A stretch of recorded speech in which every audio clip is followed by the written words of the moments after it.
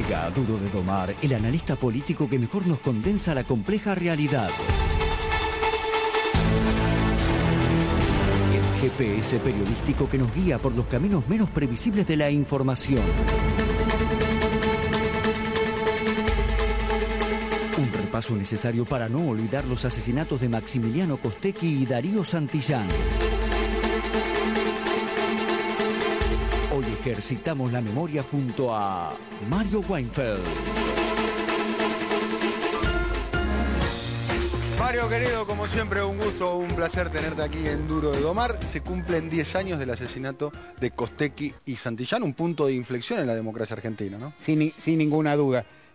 Uno podría decir, vi el informe, hay muchos elementos, hay muchas cosas que sabemos que se han hecho, digamos, más o menos conocidas o reconocidas. Primera cuestión a resaltar, el poder político anticipó la circunstancia, o sea, el gobierno fue generando un clima en el cual estaba convencido y quería convencer a la sociedad de que había un peligro revolucionario, una desmesura, un riesgo gigantesco en que la movilización, que iba a ser masiva y lo fue, atravesara el puente Pueyrredón. Se generó un clima extraño, digamos, deliberado, sin ninguna duda. Hubo mensajes del presidente, el jefe de gabinete Atanasov, diciendo puede haber caos, puede haber esto, puede haber lo otro.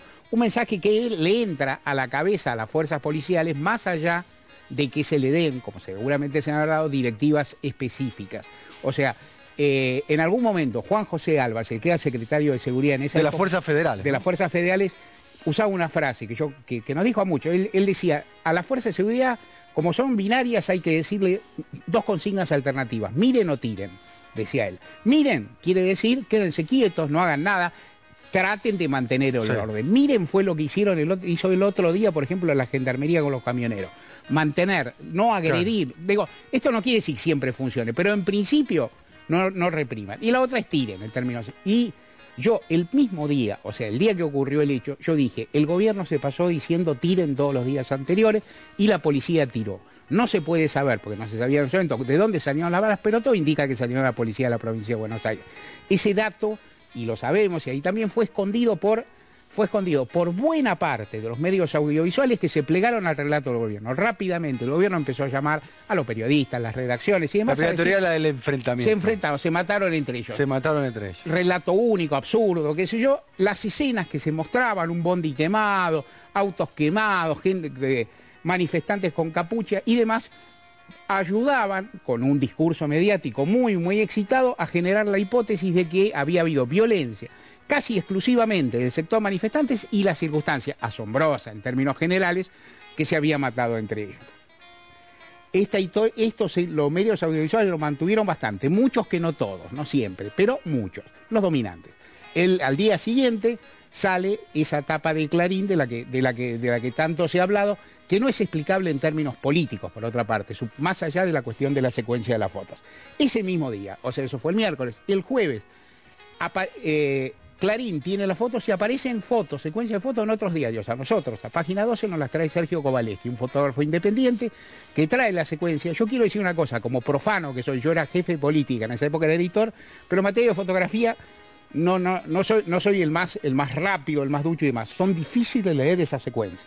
O sea, son difíciles de leer. ¿Por qué? Porque son desordenadas. Son desordenadas. La gente, es decir, el fotógrafo gatilla, y en medio de esa circunstancia ni siquiera sabe lo que está viendo. Pero recuerdo que las de Kovaleski fueron bastante esclarecedoras. La secuencia después, lo que hay que hacer después, que eso hacen los editores, es organizarlas, elegir algunas y que yo, un trabajo finísimo. Y en definitiva, porque a veces Clarín, contando esta historia, dice, Clarín lo reveló al día siguiente, lo revelamos 3 diarios. Claro. La Nación, Página 12. La secuencia de Pepe Mateos de Clarín me parece que era la más clara respecto a la responsabilidad de Franchiotti, al menos. Pero nosotros en la tapa del día siguiente dijimos, identificamos a Franchiotti como el autor material del asesinato. O sea, eso estaba resuelto. Y en ese momento, obviamente, cambió el discurso y lo demás.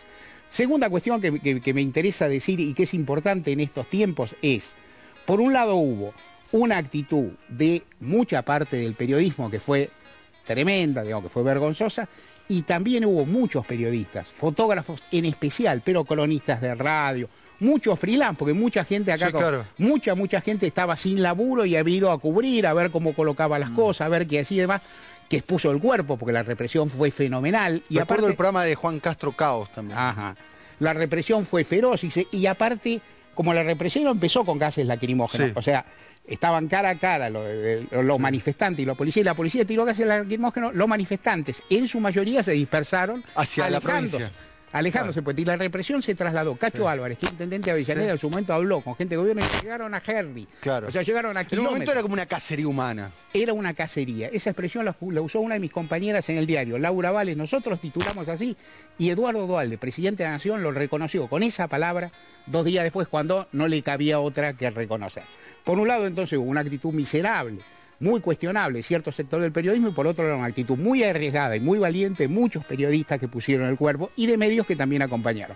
Muchísimos periodistas, en especial fotógrafos, fueron testigos en el juicio que se llevó en el Tribunal Oral. Segunda cuestión para mirar ahora, por ahí un poquito más conceptual, pero me parece interesante. Estamos en un momento, Daniel, y no digo ninguna novedad, en que se discute mucho sobre la manipulación en los medios. Sí. Por hacerla fácil, hay un sector que dice el gobierno manipula. El gobierno miente, inventa, tiene un aparato, Sí, tiene medios... el relato. El relato. El gobierno inventa un relato, manejan los medios Goebbels. Y hay otra que dice los que mienten en realidad son los medios, o decimos, los que mienten en realidad son los medios dominantes, manipulan. En este caso, lo que mentían. Eran los dos.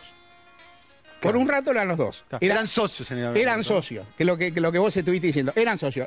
Duhalde y el gobierno. Y la mentira se derrotó. O sea, a veces cuando se dicen estas cosas, esas cosas son imbatibles, Sí. no lo son tanto en un sistema democrático activo. Claro. Ahí que hubo, había muchos medios, muchos fotógrafos, muchos reporteros, muchos manifestantes interesados. En un sistema democrático, no quiero decir que sea fácil, pero quiero decir que no son imbatibles.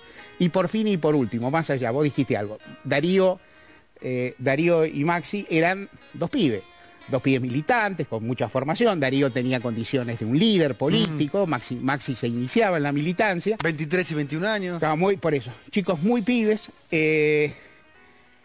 Yo pensé, voy a decir una cosa que me pasó a mí. Yo, como un tipo que tiene unos cuantos años más que yo, en ese momento hice esta cuenta. Dije, en diciembre de 2001, la policía mató a muchos militantes populares, muchos de ellos jóvenes, motoqueros, recordemos, muchos pibes jóvenes vinculados a movimientos Policías sociales. del interior, la de Santa Fe también. Por eso, digo, muchos pibes jóvenes, muchos pibes humildes.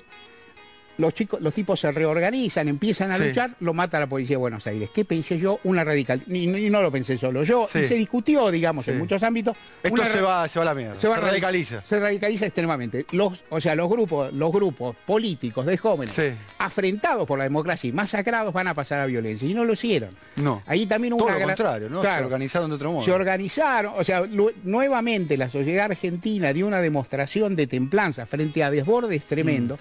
Uno podría decir, con toda la salvedad del caso, en la tradición de lo que fueron los organismos de derechos humanos en la dictadura. Los masacraron y ¿qué hicieron? Fueron a la organización, a la lucha y a la búsqueda de esclarecimiento. Muchísimas gracias, es muy claro, Mario, como siempre, es un lujo tenerte aquí en el programa, hablando a 10 años de la muerte, del asesinato de Costegui y Santillán.